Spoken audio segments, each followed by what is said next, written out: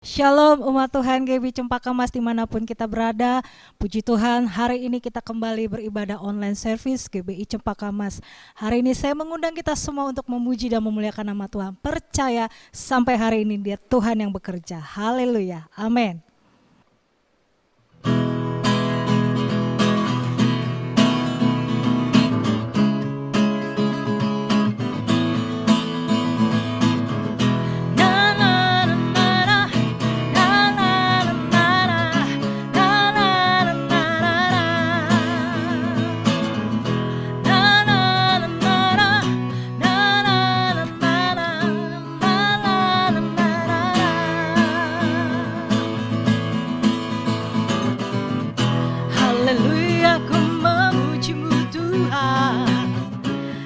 Kasih-Mu tak berkesudahan, biarlah bernafas memuji Sang Raja di atas gunung dan di dalam samudra.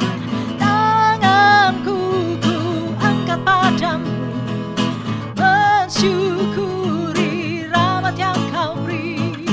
Kakiku melompat bagimu, sebab rahmat-Mu baru setiap pagi. Bersyukurlah kepada Tuhan, sebab Dia baik, sebab Dia baik. Bawasannya untuk selamanya, kasih setianya, kasih setianya. Bersyukurlah kepada Tuhan, sebab Dia baik, sebab Dia baik. Bawasannya untuk selamanya, kasih setianya, kasih setianya.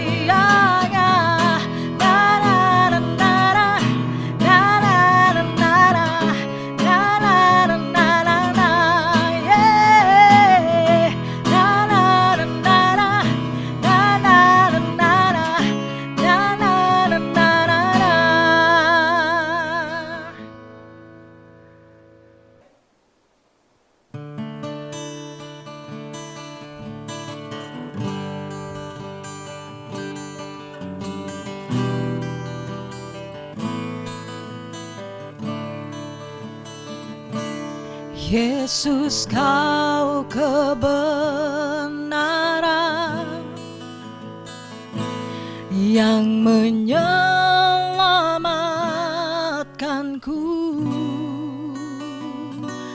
Kau memberikanku hidup dan pengharapan.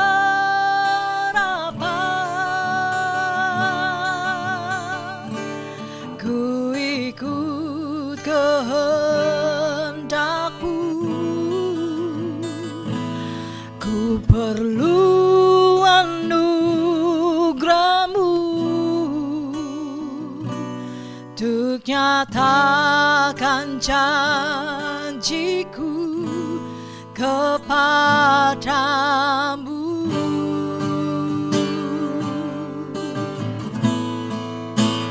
Kalau ku hidup bagi-Mu, hatiku tetap menyembah-Mu. Dunia tak bisa menjauhkanku dari kasih-Mu. Oh, selama ku hidup bagi-Mu, mataku tetap memandang-Mu. Dunia tak bisa menjauhkanku dari kasih-Mu.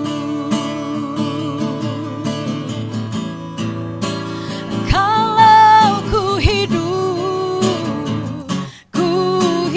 bagi-Mu, hatiku tetap menyembah-Mu. Dunia tak bisa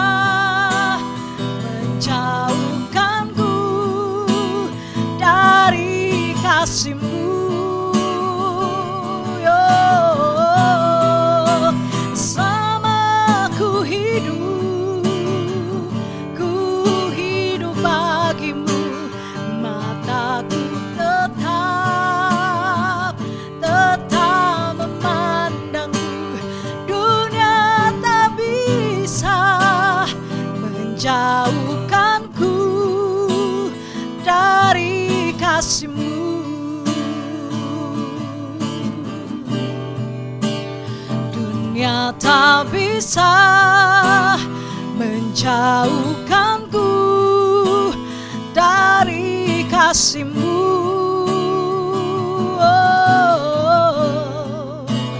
Dunia tak bisa menjauhkanku dari kasih-Mu.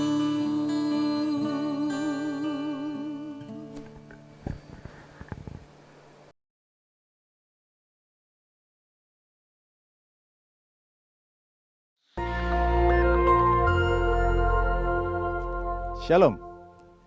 Pada kesempatan ini kita akan membahas nabi dan nubuatan dalam gereja zaman now. Banyak orang bertanya, apakah masih ada nabi di zaman sekarang?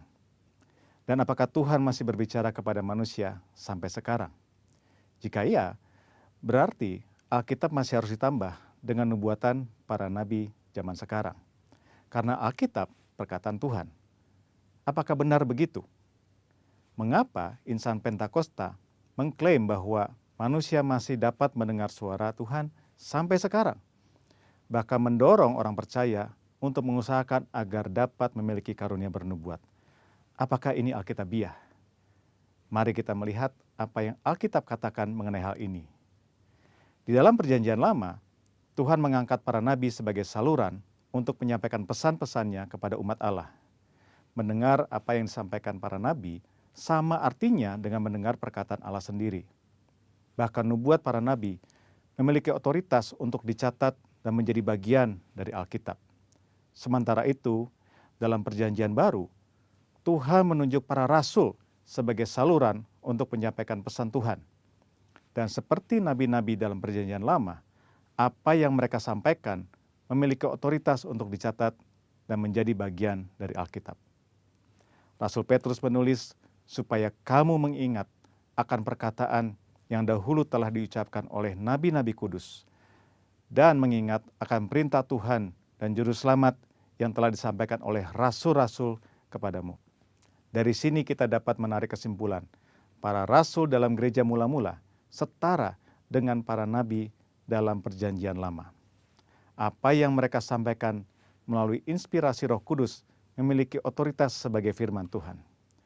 Namun, selain para rasul, Alkitab Perjanjian Baru mencatat bahwa di dalam gereja juga ada orang-orang yang memiliki karunia sebagai nabi. Di dalam 1 Korintus 12 ayat yang ke-28, Paulus menulis, ada orang-orang yang Tuhan tetapkan. Pertama, sebagai rasul. Kedua, sebagai nabi. Ketiga, sebagai pengajar. Dan selanjutnya, mereka yang mendapat karunia, mujizat, menyembuhkan, melayani, memimpin, dan untuk berkata-kata dalam bahasa roh. Mengapa Rasul Paulus menulis ada yang pertama, kedua, dan yang ketiga? Karena dalam pemikiran Paulus ada karunia yang lebih tinggi manfaatnya daripada yang lain. Dalam ayat 31, Paulus menulis, jadi usahakanlah untuk memperoleh karunia-karunia yang paling utama. Karunia manakah yang paling utama? Dalam pasal 14 ayat yang kelima, Paulus menulis, sebab orang yang bernubuat lebih berharga daripada orang yang berkata-kata dengan bahasa roh. Bukan berarti berbahasa roh tidak berharga.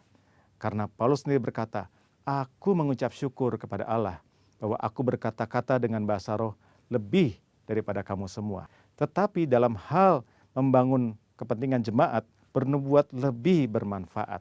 Jadi, rasul adalah yang paling utama. Karena para rasul yang menanam dan membangun gereja. Mereka yang meletakkan dasar pengajaran dan perkataan mereka memiliki otoritas sebagai firman Tuhan. Setelah itu baru nabi, pengajar, dan karunia-karunia lainnya. Karunia bernubuat yang dimiliki para nabi dalam gereja zaman now tidak memiliki otoritas yang setara dengan para rasul. Hal ini terlihat ketika dengan tegas Paulus berkata bahwa para nabi harus tunduk kepada dia sebagai rasul yang memiliki otoritas menyampaikan perintah Tuhan. Jika ditarik dalam konteks zaman sekarang, para rasul murid-murid Yesus sudah tidak ada. Tetapi sekarang kita memiliki Alkitab yang sudah lengkap lewat tulisan para rasul. Oleh karena itu, nubuatan dari para nabi zaman now harus tunduk kepada otoritas Alkitab. Paulus berpesan kepada jemaat di Tesalonika untuk menguji nubuat-nubuat dari para nabi dalam gereja. Janganlah padamkan roh dan janganlah anggap rendah nubuat-nubuat. Ujilah segala sesuatu dan peganglah yang baik. Kata menguji atau menanggapi memiliki pengertian seperti orang yang memilah-milah, membedakan atau menilai. Standar apa yang digunakan?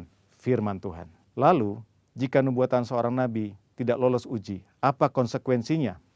Dalam perjanjian lama, nubuatan para nabi memiliki otoritas setara dengan perkataan Tuhan sendiri. Jadi, jika ada nabi yang memberikan nubuatan palsu, akan mendapatkan konsekuensi yang berat. Namun, hal ini sama sekali tidak terlihat dalam petunjuk Paulus mengenai pelaksanaan nubuatan. Mengapa? Hal ini jelas karena bagi Paulus, nubuatan para nabi zaman now tidak memiliki otoritas yang sama dengan nubuatan nabi dalam perjanjian lama. Nubuatan nabi perjanjian baru sangat berharga, namun terbatas. Nubuatan nabi-nabi perjanjian baru tidak setara dengan firman Tuhan. Oleh karena itu harus selalu diuji oleh seluruh jemaat, terutama para pemimpin gereja. Namun jika nubuatan nabi-nabi perjanjian baru tidak sempurna, lalu buat apa bernubuat? Paulus dengan jelas mengajarkan, kejarlah kasih itu dan usahakanlah dirimu memperoleh karunia-karunia roh, terutama karunia untuk bernubuat. Kenyataan bahwa nubuatan yang disampaikan oleh para nabi perjanjian baru sifatnya tidak sempurna, tidak lengkap, tidak memiliki otoritas yang sama dengan Alkitab, tidak membuat orang percaya berhenti untuk mengusahakan memperoleh karunia-karunia bernubuat. Orang percaya harus mengusahakan untuk memperoleh karunia-karunia roh, terutama bernubuat, karena itu adalah perintah Allah. Tuhan bisa memakai saudara untuk menjadi berkat kepada umat Tuhan dengan menyampaikan apa yang Roh Kudus nyatakan kepada saudara. Tuhan Yesus memberkati. Maranatha.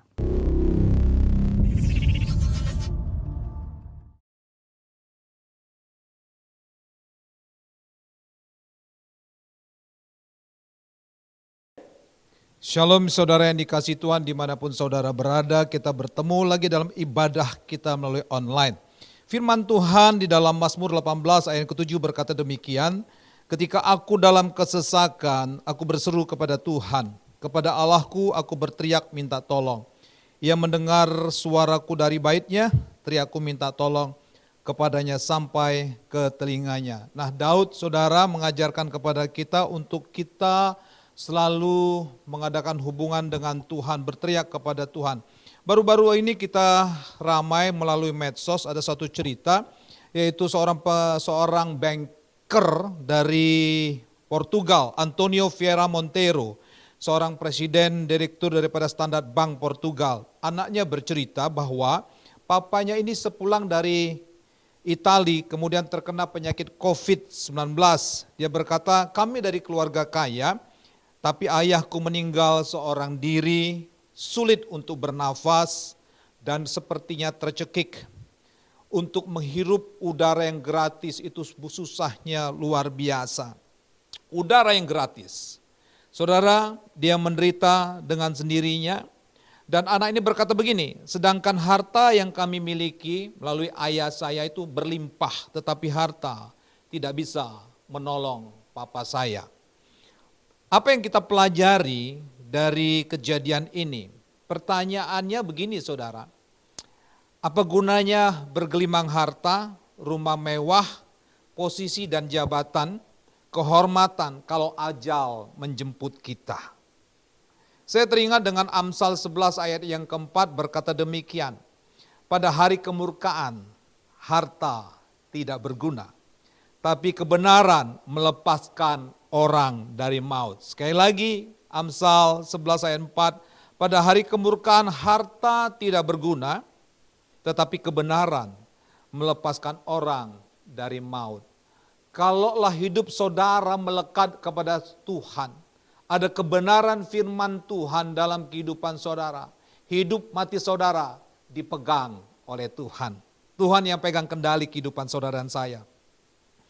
Cerita yang begitu tragis dari seorang putri yang ditinggalkan, betapa menyedihkan, papanya seorang diri sekarat. Uang ada, harta berlimpah, tapi tidak mampu untuk menyelamatkan.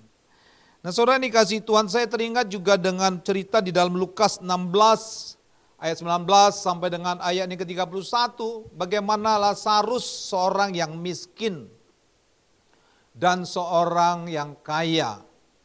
Nah, kejadian ini sangat mengerikan sekali saudara. Orang kaya punya harta yang sangat luar biasa, unlimited, tidak terbatas. Tapi ending daripada kehidupan ini menyedihkan sekali. Oleh sebab itu saya mengajarkan kepada kita bagaimana kita memaknai kehidupan ini. Selama Anda masih hidup, inilah penentuan saudara, ke surga atau ke neraka. Anda percaya Yesus, surga menjamin kehidupan buat saudara dan saya. Dari pasal 16 Lukas tersebut, ayat yang 19 itu mencatat demikian. Bahwa orang kaya itu selalu bersukacita dalam kemewahan. Ya, ayat 19 dikatakan orang yang kaya itu selalu bersukacita dalam kemewahan. Artinya sang orang kaya yang meninggal ini kemudian dia masuk ke dalam kebinasaan yang kekal. Dia tidak peduli dengan orang lain. Hidupnya yang mementingkan diri sendiri. Egosentris yang sangat luar biasa. Hidup hanya untuk memuaskan kedagingan saja. Hampir setiap hari dia bersukacita. Itu dicatat dalam ayat yang 19. Akhirnya dia pun meninggal. Dan di dalam ayat yang ke-20, Lazarus yang penuh borok itu setiap hari berbaring dekat pintu rumah orang kaya. Artinya begini, kalau orang kaya ini punya hati untuk menolong orang yang miskin seperti Lazarus, Lazarus pasti sembuh. Tapi bagaimana dengan orang kaya ini saudara? Dia tidak peduli, yang penting dia menyenangkan dirinya sendiri. Saya mau katakan kepada kita, harta tidak bisa menolong kita pada saat ajal menjemput kita. Oleh sebab itu mari kita memaknai kehidupan ini. Apapun yang Anda miliki dalam kehidupan hari-hari ini, posisi, jabatan, harta, itu cuma kemurahan Tuhan. Mari pakai itu untuk menyenangkan hati Tuhan, menolong sesama. Dan tragisnya, Lazarus meninggal, dia langsung di pangkuan Abraham. Tapi yang sangat mengerikan sekali adalah orang kaya tersebut meninggal, tapi masuk ke dalam kebinasaan yang kekal. Hidup adalah pilihan saudara. Matius 10:28 berkata demikian, janganlah takut kepada mereka yang dapat membunuh tubuh, tapi tidak berkuasa membunuh jiwa. Takutlah terutama kepada Dia, kepada Tuhan yang berkuasa membinasakan baik jiwa maupun tubuh di dalam neraka. Saudara yang dikasihi Tuhan, semua orang pasti mati. Tapi pertanyaannya, setelah Anda mati kemana Anda mau pergi? Surga atau neraka? Hidup pilihan. Kalau Anda memilih kebenaran, surga menerima saudara. Kalau Anda berjalan dalam kesalahan, maka fatalitas yang terjadi dalam kehidupan saudara. Pembelajaran hidup melalui kebenaran firman ini yang dapat kita pelajari adalah sebagai berikut.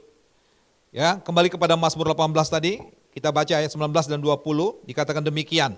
Ini yang pertama, ya.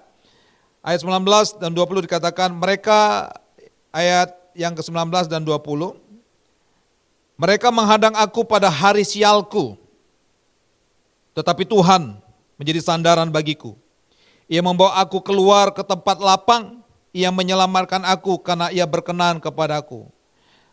Mazmur mencatat bahwa semua manusia ada masalah, ada hari sial dikatakan. Sekali lagi, mereka menghadang aku pada hari sialku, tetapi Tuhan menjadi sandaran bagiku. Kalau kita punya Tuhan, kita mengandalkan Tuhan, sekalipun ada hari sial, maka Tuhan sanggup menolong saudara dan saya. Seperti dalam Mazmur 23, ya, sekalipun aku masuk dalam lembah kelam, tapi aku tidak takut, sebab tongkatmu dan gadamu itu yang menyertai aku. Amin saudara. Nah, hanya Tuhan Yesus saja yang harus menjadi andalan kita. Dari ayat ini saya katakan yang pertama, hanya Tuhan Yesus saja yang harus menjadi andalan kita. Sama-sama katakan di rumah, hanya Yesus saja yang menjadi andalan saudara dan saya. Kalau kita lihat tadi betapa mengenaskan nasib daripada seorang banker, presdir, daripada standar bank di ya Portugal, Antonio Vieira Monteiro, meninggal. Sangat mengenaskan sekali. Nah, Daud sekali lagi berkata di dalam ayat yang ke-20, ia membawa aku keluar ke tempat lapang. Ia menyelamatkan aku karena ia berkenan kepadaku. Jadi saudara yang dikasihi Tuhan, Tuhan sanggup memberikan jalan keluar bagi setiap orang yang berseru kepada Dia. Kalau kita jadikan Tuhan sebagai andalan dalam kehidupan kita. Daud juga berkata tadi yang saya bacakan kepada saudara dalam Mazmur 23 yang keempat, sekalipun aku berjalan dalam lembah kekelaman, aku tidak takut bahaya, sebab gadamu dan tongkatmu itu yang menghibur aku. Jadikan Tuhan sebagai andalan dalam kehidupan saudara. Anda dan saya mungkin hari-hari ini terjebak dalam situasi kondisi yang tidak nyaman, tapi percayalah kalau saudara mengandalkan Tuhan selalu ada jalan keluar. Saya teringat bagaimana janda Sarfat, ya kalau saudara membaca kitab Raja-Raja, sudah tidak ada makanan, itu makanan yang terakhir buat mereka. Punya tepung, punya sedikit tepung dalam tempayan, minyak sedikit dalam buli-buli.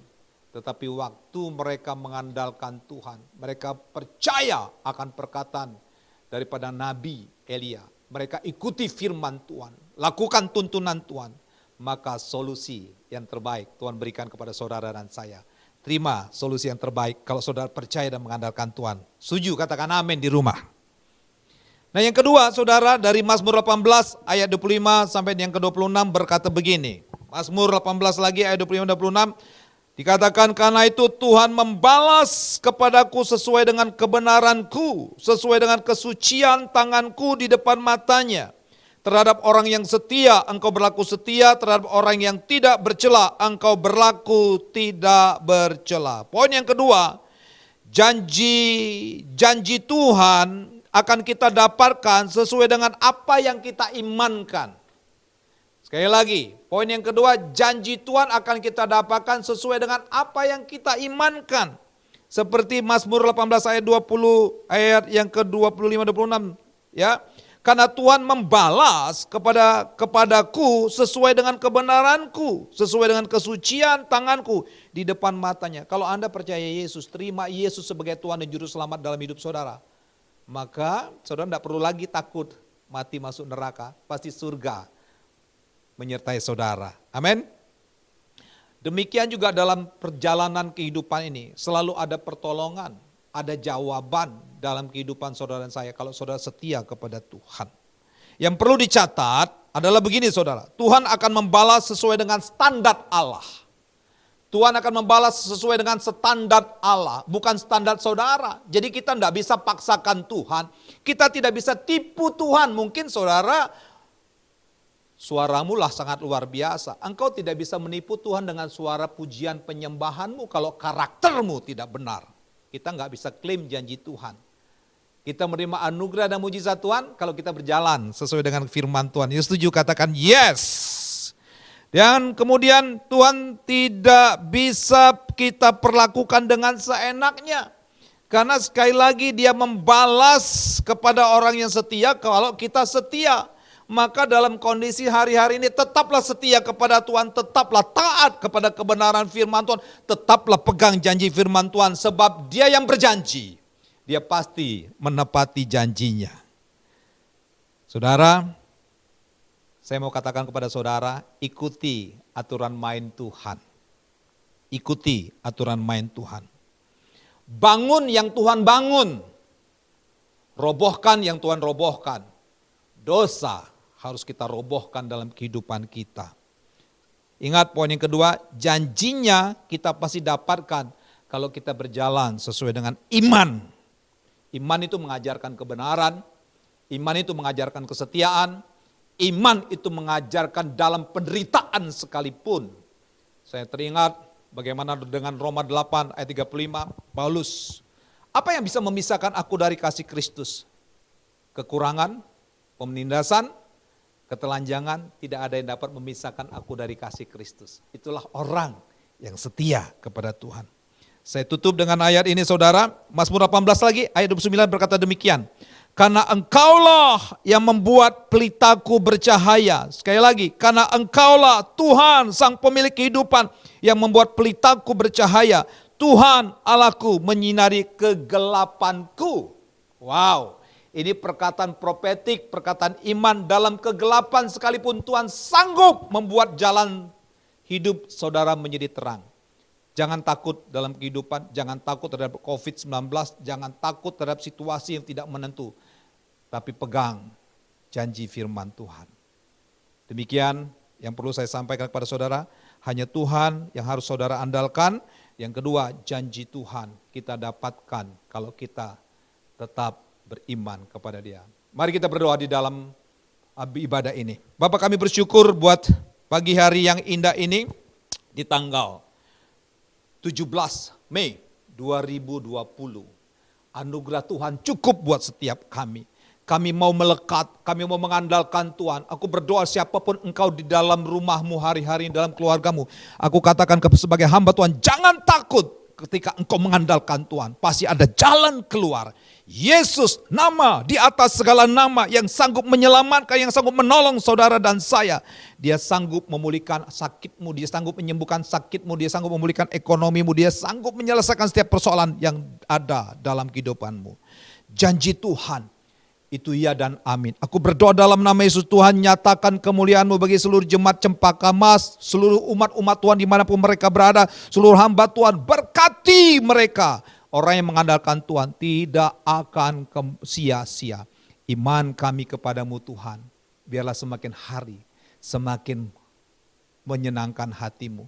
Perkataan, perbuatan hidup kami hanya untuk kemuliaan nama-Mu. Berkati seluruh jemaat Tuhan dimanapun mereka berada. Berkati kota kami, bangsa kami, negara kami Indonesia. Kami percaya pertolongan Tuhan datang dalam kehidupan kami. Karena Engkaulah yang membuat pelita kami bercahaya. Tuhan Allah kami menyinari kami dalam kegelapan. Tuhan Yesus memberkati saudara berlimpah-limpah. Yang setuju katakan amin.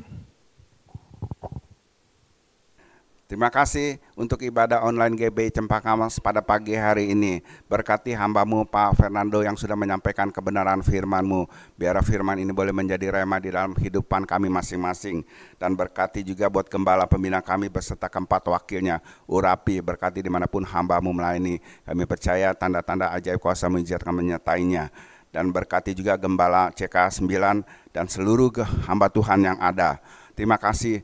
Kami bawa juga bangsa kami ke dalam tangan-Mu, berkati Presiden dan Wakil Presiden, para Menteri, aparatur negara, dari eselon yang tertinggi sampai yang terendah. Kau taruhkan roh takut dan gentar akan Kau. Terima kasih, kami sebentar akan terima berkat dari hamba-Mu. Angkat kedua tangan saudara dan terima berkat Allah. Kasih karunia, damai sejahtera, sukacita, berkat berkelimpahan dari Allah Bapa di dalam anaknya Yesus Kristus dan persekutuan yang manis dengan Roh Kudus menyertai saudara mulai hari ini sampai selama-lamanya. Semua yang percaya diberkati katakan amin.